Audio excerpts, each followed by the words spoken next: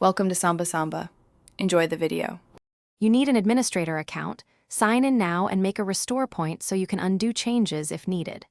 Once signed in, open Settings, choose Accounts, then Sign in Options to locate password controls. Make sure Windows Update won't interrupt by pausing updates briefly. You're starting the removal process deliberately, not bypassing security.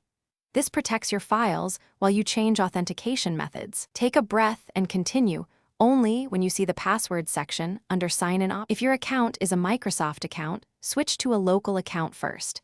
This lets you remove the online password safely.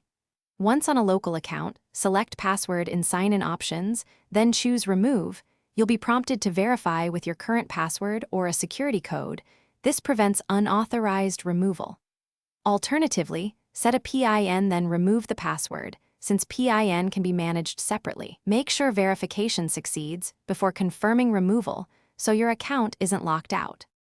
Once you remove the password, restart to confirm how sign-in behaves. You may be prompted to use a PIN or Windows Hello.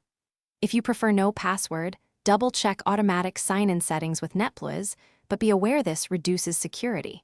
If something goes wrong and you can't sign in, use Safe Mode or a recovery drive to restore the system point you created earlier. That's why you made one. If locked out of a Microsoft account, use Account Recovery Online from another device. Thanks for watching. Consider subscribing if we helped you.